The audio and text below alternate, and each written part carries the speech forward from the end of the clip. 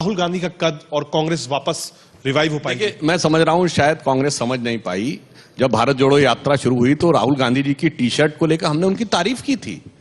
क्योंकि उनके पिताजी के नाना जी के कपड़े धुलने जाते थे पेरिस में, तो वो तो हमेशा से हमने सुना था कि पंडित जवाहरलाल नेहरू जी तो सोने का चम्मच मुंह में लेके पैदा हुए थे, तो राहुल गांधी जी के मुंह में सोने का चमचा भी हो सकता है। इसमें उनकी प्रशंसा है भाई, जब आपके खानदानी इतना था तो आज 20,000 की शर्ट में कौन सी बात है, मगर अब प्रशंसा भी आपको आलोचना लगने लगी, तो ये हमारे लिए एक समस्या का विषय था। और रही बात, ठीक बात है जो आपने कहा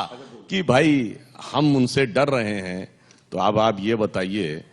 हम डर ज्यादा रहे हैं या कांग्रेस के लोग ज्यादा डर रहे हैं?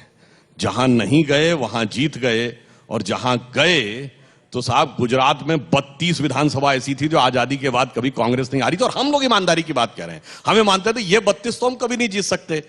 मगर इसके बावजूद उसमें से भी 17 चले गए, और इसके बावजूद उनका जलवाए जलाल के साथ लश्कर जर्रार चल रहा है। और वो जिस ढंग से चल रहे हैं तो मुझे लग रहा है,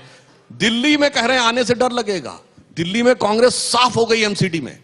2 चुनावों में, जैसे हम लोग पुराने जमाने में टेस्ट मैच होता था, अगर एक बैट्समैन दोनों इनिंग में 0 पे आउट गया, कहते चश्मा पहन लिया 0, तो लोकसभा विधानसभा 2 बार चश्मा पहन चुके हैं। तो आप सोचिए डर हमें लगता है या डर किसी और को। तो उनकी यात्रा के ऊपर तो मुझे वो पंक्ति याद आती है कि मान लो राहुल गांधी जी जब चल रहे हैं तो कांग्रेसियों के लिए कह रहे हो, मैं जिंदगी का साथ निभाता चला गया,